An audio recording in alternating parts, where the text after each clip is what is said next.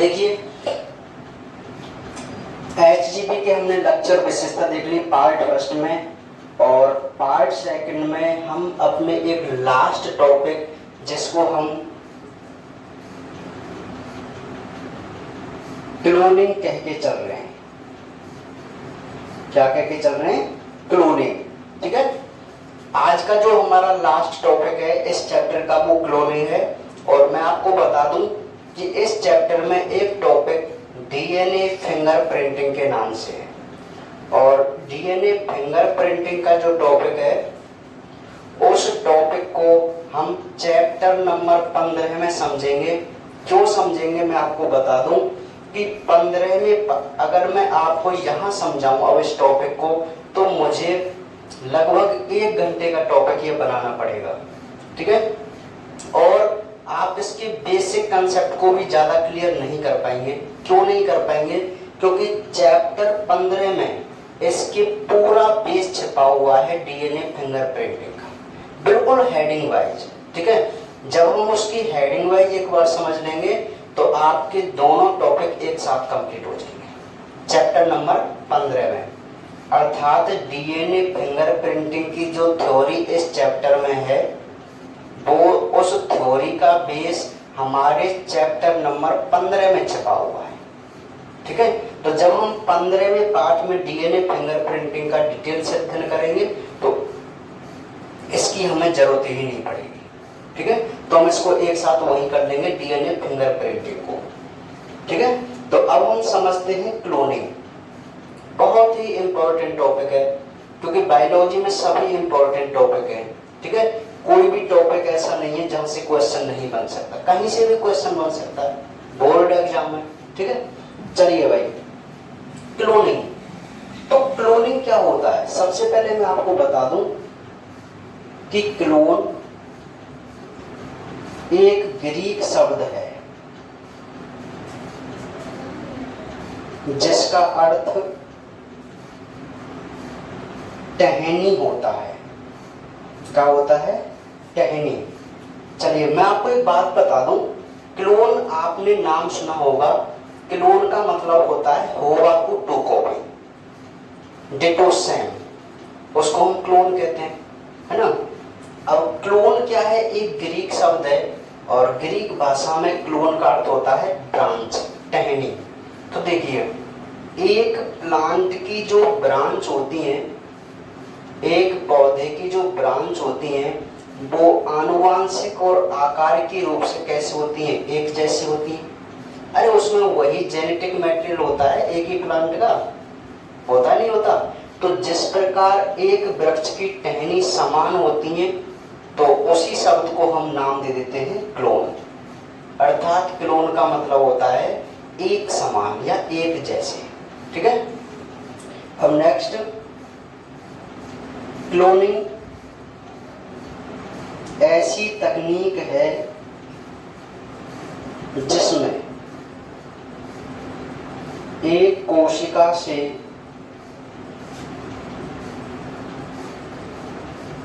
अनेक कोशिका बना सकते हैं, व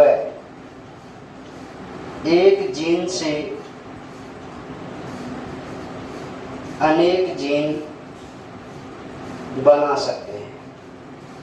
ठीक है, तो क्लोनिंग क्या होती है भाई? क्लोनिंग एक ऐसी टेक्निक होती है जिसमें हम एक कोशिका से उसकी अनेकों फोटोकॉपी बना सकते हैं, बहुत सारी कोशिकाएं, और एक जीन से हम अनेकों जीन बना सकते हैं। उस टेक्निक को हम क्या कहते हैं? क्लोनिंग कहते हैं। क्या कहते हैं? क्लोनिंग। ठीक है, ज्यादा कोई खास मजे वाली बात नहीं है इसमें, ये जो भी हमने परिभाषाएं पढ़ी। अब कुछ इंपॉर्टेंट बातें यहाँ पर चलने वाली हैं जैसे जैसे हम आगे बढ़ेंगे। तो मैं आपको बता दूं, अब यहाँ से पहला हमारा क्वेश्चन क्लोनिंग में स्टार्ट होता है, और वो क्या होता है कि एक जीवी गुर्दन नाम के वैज्ञानिक थे। एक वैज्ञानिक थे जीवी गुर्दन, या जिसको आप जीवी गुर्डन भी कह सकते हैं। जीवी गुर्डन ने एक टेक्निक का प्रयोग किया जिसको हम नाभिकीय स्थानांतरण तकनीक कहते हैं। बात आप मेरी समझिए, हमारा जो टॉपिक चल रहा है वो क्लोनिंग चल रहा है। क्या चल रहा है? क्लोनिंग। और क्लोनिंग में मैं आपको बता दूं कि अभी तक हमने इतना पढ़ा था कि क्लोन एक ग्रीक भाषा का शब्द है जिसका अर्थ टहनी होता है। फिर हमने पढ़ा कि क्लोनिंग एक ऐसी तकनीक होती है जिसमें एक कोशिका से अनेक कोशिका बना सकते हैं या एक जीन से अनेक जीन बना सकते हैं। ठीक है, तो वहां तक तो कोई मजे वाली बात नहीं थी, ना ही कोई क्वेश्चन आता है।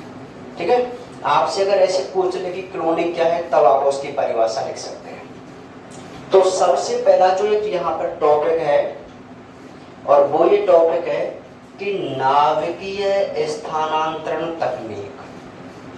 नाभिकीय स्थानांतरण तकनीक। ठीक है, तो नाभिकीय का मतलब होता है केंद्रक। क्या होता है? केंद्रक। और स्थानांतरण, तो केंद्रक का क्या करना? स्थानांतरण करना।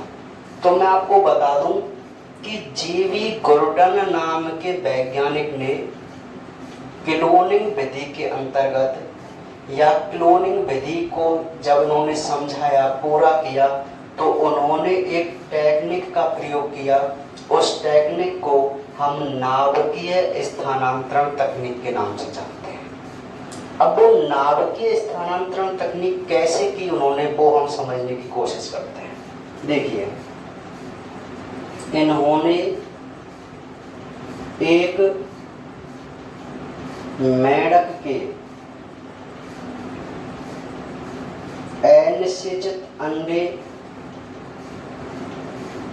को लेकर पराबैंगनी किरणों द्वारा उसके केंद्रक को नष्ट कर दिया और एक टैडपोल की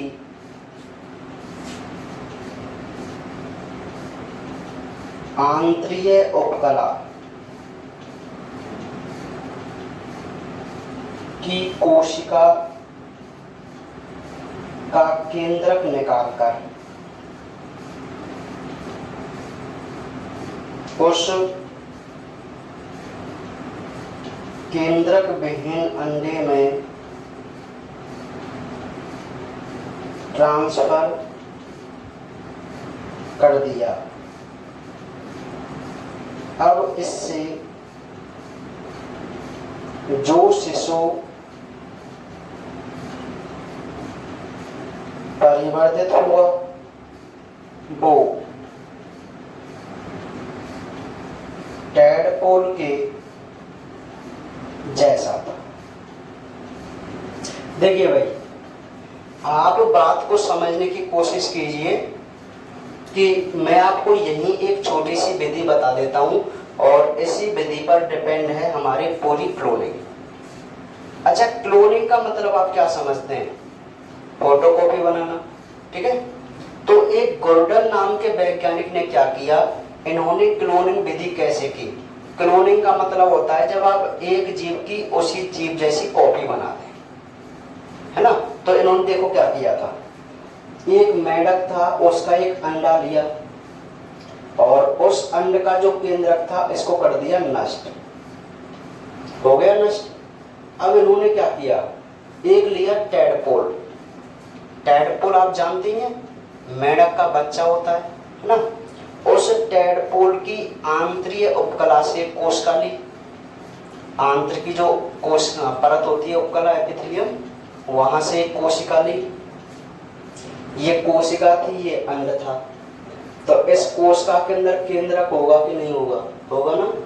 इस केंद्रक को इन्होंने निकाल कर इस अंड में प्रत्यारोपित कर दिया। कौन से अंड में? जिसका केंद्रक हमने निकाल दिया था।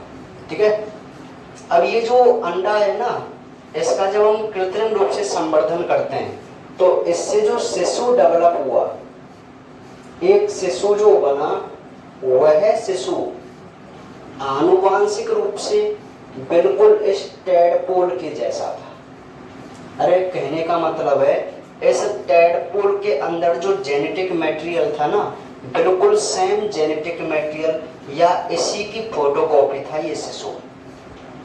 इस जैसा नहीं था जिसका हमने अंडा लिया था। ठीक है, तो इसको हम क्या बोलते हैं? नाभिकीय स्थानांतरण तकनीक बोलते हैं। तो मैं आपको बता दूं कि गोर्डन ने यहाँ जो मेंढक का शिशु तैयार किया वो इस टैडपोल की फोटोकॉपी था कि नहीं, तो हम इसको इसका क्या बोलेंगे? क्लोन बोलेंगे। क्या बोलेंगे? क्लोन। क्यों? क्योंकि ये आनुवांशिक और आकार की दृष्टि से बिल्कुल इस जैसा है। और कौन सी तकनीक का इस्तेमाल किया हमने? नाभिकीय स्थानांतरण तकनीक, यानी कि केंद्रक प्रतिरूपण तकनीक का। देखो एक सिंपल सी बात समझो, केंद्रक प्रतिरूपण तकनीक का मतलब यूं समझो कि जैसे आपको किसी भी जंतु का क्लोन बनाना है ना, तो आप पता है क्या करेंगे? किसी दूसरे जंतु का तो अंड लेंगे, है ना, और उस अंडे के केंद्रक को निकाल देंगे, और जिसका आपको क्लोन बनाना है ना, उसकी कोई भी कोशिका लेकर उस कोशिका का केंद्रक आप उस अंड में डाल दीजिए। जो शिशु बनेगा वो उसी के जैसा बनेगा जिसका केंद्रक लिया गया है, और जिसका अंड कोशिका लिए ना उस जैसा नहीं बनेगा।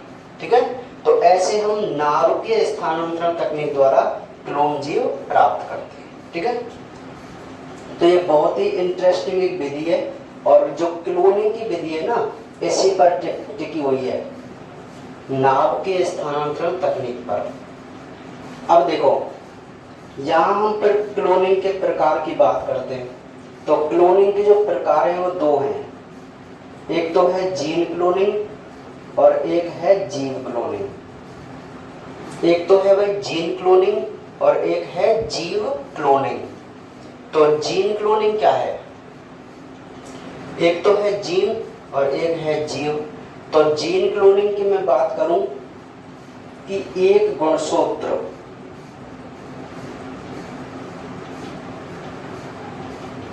के जीन, गुणसूत्र के जीन से अनेक फोटोकॉपी तैयार करना जीन क्लोनिंग कहलाता है, और मुख्य रूप से पीसीआर। एक सिंपल सी बात है कि जब आप एक जीन से उसी जीन जैसी अनेकों फोटोकॉपी तैयार कर लेंगे तो आप उसको जीन क्लोनिंग बोल देंगे। और जीन क्लोनिंग जो हम विधि करते हैं वो पीसीआर से करते हैं, पॉलीमरेज चेन रिएक्शन। अब पॉलीमरेज चेन रिएक्शन को भी हम चैप्टर नंबर 15 में डिटेल से पढ़ेंगे। ठीक है, कोई खास बात नहीं है, आप इतना याद रखिए कि भाई जीन क्लोनिंग का ये मतलब होता है कि अगर हम जीन की फोटोकॉपी बनाएं तो उसको हम जीन क्लोनिंग बोलते हैं, है ना। कोई बिल्कुल मजे वाली बात नहीं है, बिल्कुल भी आपको नहीं ज़्यादा समझना है, केवल इतना दिमाग में याद रखो कि यार अगर जीन की फोटोकॉपी हमने बनानी ना तो उसको हम जीन क्लोनिंग कहते हैं। और जीन क्लोनिंग किससे की जाती है? पॉलीमरेज चेन रिएक्शन से की जाती है। अब कैसे की जाती है वो हम चैप्टर नंबर 15 में डिटेल से समझेंगे इसमें। ठीक है, तो एक क्लोनिंग दो प्रकार की, एक जीन क्लोनिंग और एक जीव क्लोनिंग। तो हमने जीन क्लोनिंग क्या थी कि भाई अगर हम एक गुणसूत्र से या एक डीएनए की अनेकों फोटोकॉपी बना लें तो हम उसको क्या बोलेंगे? जीन क्लोनिंग बोलेंगे। अगर आप डीएनए की फोटोकॉपी बना लेते हो तो भाई जीन की भी तो फोटोकॉपी बना लें आप, क्योंकि डीएनए के फ्रेगमेंट को आप क्या कहते हैं? जीन कहते हैं। ठीक है, तो ये थी जीन क्लोनिंग। सेकंड है जीव क्लोनिंग। और जो ये जीव क्लोनिंग है ना वो दो प्रकार की होती है। पहली होती है ब्लास्टोमेयर, पृथक्करण। तो हम इसकी ज्यादा थ्योरी नहीं समझेंगे, इसको मैं आपको बेसिक समझा देता हूँ, थ्योरी आप नोट्स में पढ़ लेना, कोई ज्यादा खास नहीं है। देखिए भाई, अब जो आप टॉपिक कर रहे हैं वो क्या कर रहे हैं, जीव की क्लोनिंग कर रहे हैं, जीव की। तो मैं आपको बता दूं कि जीव की जो क्लोनिंग होती है वो दो प्रकार की है, ठीक है, जिसमें हम पहला पढ़ रहे हैं ब्लास्टोमियर पृथक्करण और दूसरा पढ़ेंगे केंद्रक प्रतिरूपण तकनीक। तो ब्लास्टोमियर पृथक्करण क्या है, अब वही ब्लास्टोमियर है, ब्लास्टोला वाली, ठीक है। तो ब्लास्टोमियर क्या कहता है कि मेल गैमेट और फीमेल गैमेट जब आपस में फ्यूज होते हैं तो एक जाइगोट बनता है, युग्मनज बनता है, नहीं बनता, बनता है ना। और इस युग्मनज में क्या होता है, ब्लास्टोसिस्ट बनती है। अरे जब इसमें 16 कोशिका होती है तो उसको मोरूला कहते हैं, और मोरूला से आगे क्या बनता है, ब्लास्टोला बदलता है ना। तो देखिए कि अगर इसकी प्रत्येक ब्लास्टोला को, बात मेरी समझो, नर और मादा युग्मक के संलयन से जाइगोट बन गया, इस जाइगोट में कुछ समय बाद ब्लास्टोसिस्ट ब्लास्टोला बनेगी। तो ब्लास्टोला अवस्था की जो कोशिकाएं होती हैं, अगर इन कोशिकाओं को हम अलग कर लें, मान लीजिए मैंने 5 कोशिकाएं ले ली ब्लास्टोला वाली, ले सकते हैं नहीं ले सकते, और इन 5 कोशिकाओं को मैंने अलग अलग डेवलप कराया, तो इनसे जो भी जीव बनेंगे, जो भी जीव बनेंगे वो 5 जीव बनेंगे और सभी जीव एक जैसे होंगे। नहीं आई मेरी बात समझ में? मैं आपसे ये कहना चाह रहा हूं कि ये जो जाइगोट है, इस जाइगोट से एक ही शिशु बनता है, पूरे से बनता नहीं बनता। लेकिन यदि हम इस जाइगोट की जितनी भी ब्लास्टोसिस्ट कोशिका हैं, ब्लास्टोमियर जिनको कहते हैं, अरे भाई जब युग्मनज ब्लास्टोला अवस्था में आ जाएगा तो इसकी जो कोशिकाएं होती हैं ना, उन जैसे मान लीजिए इसकी मैंने 5 कोशिकाएं निकाल ली इस जाइगोट में से ब्लास्टोमियर, और उनको मैं कृत्रिम रूप से अलग अलग डेवलप करूं तो उनसे 5 जीव बनेंगे, जबकि इस जाइगोट से कितना बनना था, एक ही जीव बनना था। लेकिन अगर मैं इसकी कोशिकाओं को निकाल लूं ब्लास्टोमियर को और उनको डेवलप कराऊं तो अलग अलग जीव बनेंगे, मतलब 5 जीव बनेंगे और सभी जीव बिल्कुल कैसे होंगे, डिटो होंगे। क्यों होंगे? क्योंकि इन सभी कोशिकाओं का जो आनुवांशिक पदार्थ है, बताइए वो एक जैसा है कि नहीं, है ना। तो हम इसको क्या बोलेंगे, ब्लास्टोमियर पृथक्करण बोलेंगे, ठीक है। और मैं आपको बता दूं कि ऐसा करने से जो जीव होते हैं वो एक दूसरे के समान होते हैं, और इन जीवों को हम ट्विन्स बोलते हैं, और इस विधि को ट्विनिंग बोलते हैं। क्या बोलते हैं, ट्विनिंग। तो आपके नोट्सों में एक विधि है ट्विनिंग, आप उसकी परिभाषा पढ़ना, आपको समझ में आ जाएगी। मैं क्या कहना चाह रहा हूँ कि भाई ब्लास्टोमेयर का पृथक्करण करने से, अलग अलग रूप से हम उनको डेवलप करें तो अलग अलग शिशु मिलते हैं, और हर शिशु आनुवांशिक रूप से एक दूसरे की कॉपी होता है। तो इन शिशुओं को हम ट्विन्स कहते हैं, जुड़वा जिनको कहते हैं, ठीक है। तो जीव क्लोनिंग में ये था ब्लास्टोमेयर पृथक्करण। कोई खास ज्यादा बात नहीं है, अपने दिमाग में इतना सा कंसेप्ट रखो कि भाई अगर हम किसी जाइगोट की ब्लास्टोमियर को निकालकर अलग अलग डेवलप करें तो अलग अलग शिशु बनते हैं, और हर शिशु एक दूसरे के समान होता है, और इस विधि को हम ट्विनिंग भी कहते हैं। बस इतनी सी बात है। सेकंड आती है केंद्रक प्रतिरूपण तकनीक। अब केंद्रक प्रतिरूपण तकनीक को शायद मुझे समझाने की आवश्यकता नहीं है, वही तकनीक है जो हमने जेवी गोर्डन की पढ़ी थी, है ना। नहीं आई बात समझ में? इसमें हम क्या करते हैं कि एक अंड कोशिका लेते हैं और इस अंड कोशिका के केंद्रक को रिमूव कर देते हैं, और रिमूव कर दिया तो दूसरी जीव की किसी कोशिका के केंद्रक को इसके अंदर ट्रांसफर किया जाता है। बात समझ में आ गई। और जो ये बनने वाला शिशु होगा, ये जो शिशु बना है वो किसके क्लोन होगा, जिसकी हमने क्या लिया है, केंद्रक लिया है। तो इसको हम क्या बोलेंगे, केंद्रक प्रतिरूपण तकनीक बोलेंगे। ठीक है, चलिए अब केंद्रक प्रतिरूपण तकनीक का प्रयोग करते हुए, केंद्रक प्रतिरूपण तकनीक का प्रयोग करते हुए हमने क्या किया, अब यहां से एक एग्जाम्पल हमसे पूछा जाता है कि केंद्रक प्रतिरूपण तकनीक का प्रयोग करते हुए आप डॉली भेड़ के निर्माण की प्रक्रिया समझाइए। डॉली भेड़, ठीक है। तो डॉली भेड़ में आपको बता दूं क्या है। डॉली भेड़ की हम बात कर रहे हैं तो देखिए आपने कई बार किताबों में पढ़ा भी होगा डॉली भेड़ के बारे में। तो ये डॉली भेड़ कैसे विकसित की गई वो हम देख रहे हैं। सुनिए भाई, हुआ क्या था, एक डॉक्टर थे इयान विल्मुट। कौन थे, इयान विल्मुट। ये जो इयान विल्मुट डॉक्टर थे, इन्होंने एक रोजलिन इंस्टीट्यूट था स्कॉटलैंड में। कहाँ था, स्कॉटलैंड में।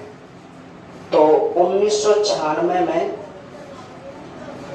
इयान विल्मुट ने रोजलिन इंस्टीट्यूट स्कॉटलैंड में 1996 में एक डॉली भेड़ का निर्माण किया।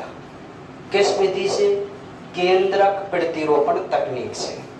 कौन सी विधि से, केंद्रक प्रतिरूपण तकनीक विधि से। वो आपसे यही क्वेश्चन पूछेगा कि केंद्रक प्रतिरूपण तकनीक क्या है, इस तकनीक की सहायता से डॉली भेड़ का निर्माण कैसे किया गया। ठीक है, तो हम समझते हैं कि आखिर डॉली भेड़ का निर्माण कैसे किया था डॉक्टर इयान विल्मुट ने केंद्रक प्रतिरूपण तकनीक की सहायता से। अब आप देखिए, केंद्रक प्रतिरूपण तकनीक का जैसे ही नाम आ जाए तो आपके दिमाग में ऐसी वह रील चलनी चाहिए क्या कि भाई केंद्रक प्रतिरूपण में तो ऐसा होता था कि किसी जीव से अंड लिया जाता था और उस अंड के केंद्रक को हम निकालते थे और दूसरे जीव से कोई कोशिका ली जाती थी और उस कोशिका का केंद्रक उस अंड में डाला जाता था। बात समझ में आ रही है। तो वो थी केंद्रक तकनीक, ठीक है नहीं। तो उसी तकनीक का प्रयोग करते हुए डॉली भेड़ को बनाना सीख रहे हैं कि आखिर इयान विल्मुट ने डॉली भेड़ का निर्माण कैसे किया। आप समझने की कोशिश करना, आप इसकी थ्योरी को कर लेंगे। मैं आपको डायरेक्ट यहाँ पे समझा रहा हूँ, ठीक है, क्योंकि थ्योरी लिखूंगा तो बहुत ज्यादा लेंदी हो जाएगा ये। आप समझ लेना, थ्योरी अपने आप हो जाएगी। देखिए भाई, इन्होंने क्या किया, बात समझना। इयान विल्मुट ने एक 6 वर्ष की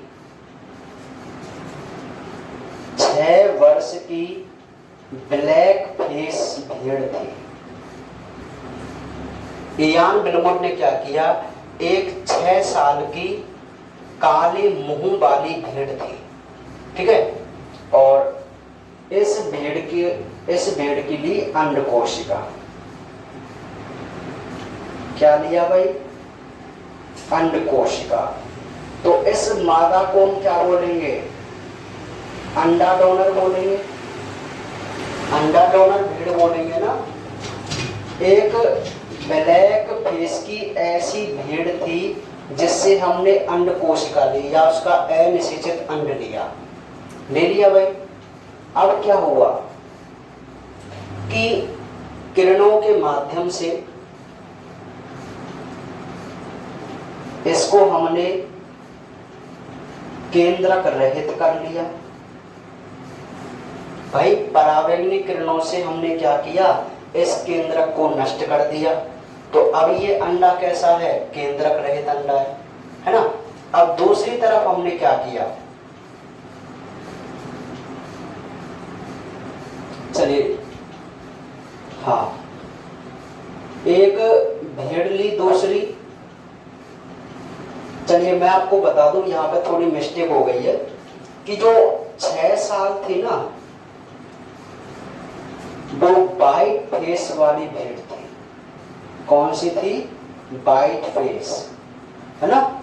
अंडा डोनर जो भेड़ थी उसकी एज से हमें कोई लेना देना नहीं है ना। 6 साल जो एज थी वो एक सफेद चेहरे वाले भेड़ की थी। तो हमने क्या किया, उसकी स्तन से, वाइट फेस वाली जो भेड़ थी उसके स्तन से एक कोशिका ली, ठीक है। तो इसको मैं बोल सकता हूं कि भाई ये स्तन कोशिका है, जबकि ये क्या था? अंड कोशिका। ये अंड कोशिका थी, ये स्तन कोशिका थी, है ना। अंड कोशिका जो हमने ली थी वो काले मुंह वाले भेड़ से ली थी और सफेद मुंह वाले भेड़ की स्तन कोशिका ली, जिसकी एज कितनी थी? 6 साल, है ना। अब इसके केंद्रक को विद्युत उद्दीपन विधि के द्वारा इसके केंद्रक को इसमें प्रत्यारोपण कर दिया गया। बात समझ में आ रही है? तो अब इसको ये वाली संरचना बन जाएगी। ये विद्युत उद्दीपन के द्वारा जो केंद्रक रहित अंड कोशिका थी, तो ये जो अंडा था अब ऐसा अंडा है जिसमें ये स्तन कोशिका का केंद्रक है। क्या है? स्तन कोशिका का केंद्रक। बात समझ में आ रही है? अच्छा, अब इस अंड को, अब ये निषेचित हो गया। अब इस अंड को हमने क्या किया? कृत्रिम तरीके से संवर्धित किया। तो इसमें क्या बन गया? ये ब्लास्टोला अवस्था में आ गई। कौन सी अवस्था में आ गई? ब्लास्टोला अवस्था में। और इस ब्लास्टोला को हमने क्या किया? एक धात्री माता जिसका चेहरा भी कैसा था? ब्लैक फेस, ठीक है। इस ब्लास्टोला को एक धात्री माता में ट्रांसफर कर दिया गया। तो 5 महीने बाद जो एक शिशु बना वो बना डॉली भेड़, जिसका चेहरा था वाइट। आप बात को दोबारा से समझने की कोशिश कीजिए कि इयान बिलमुट ने क्या किया भाई? एक ऐसी भेड़ ली जिसका चेहरा काला था, उसकी ली अंड कोशिका, ले ली ये अंड कोशिका। तो सबसे पहले परावैंगनिक किरणों से इसके अंडे को नष्ट कर दिया। तो ये केंद्रक रहित अंड कोशिका है कि नहीं?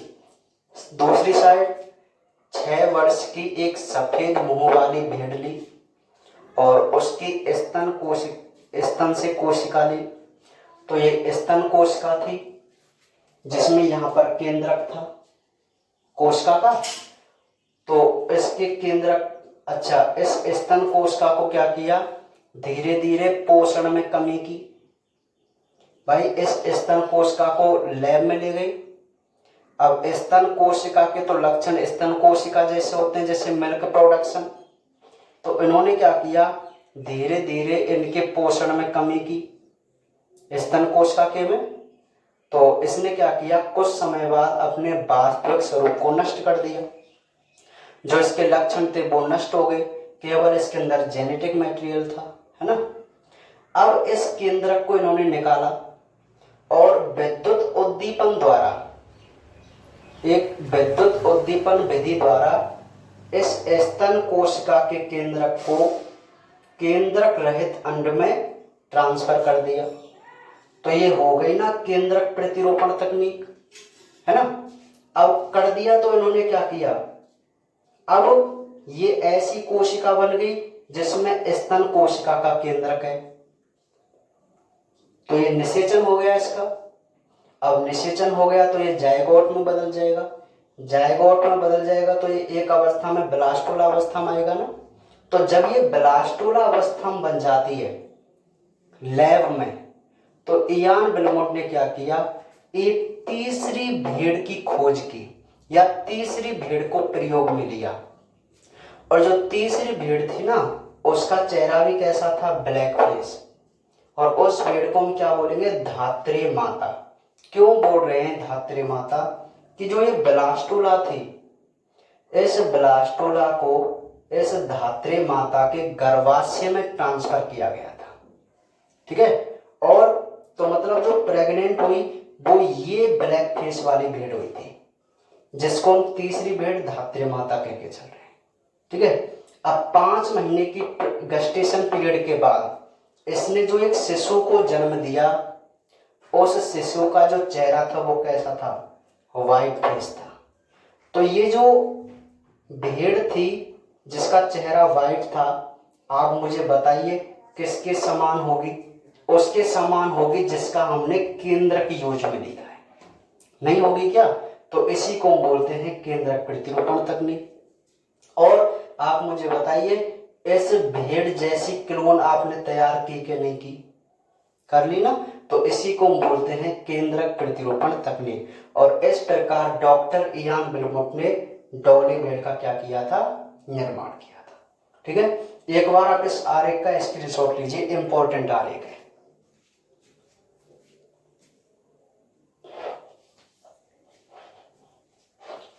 ठीक है।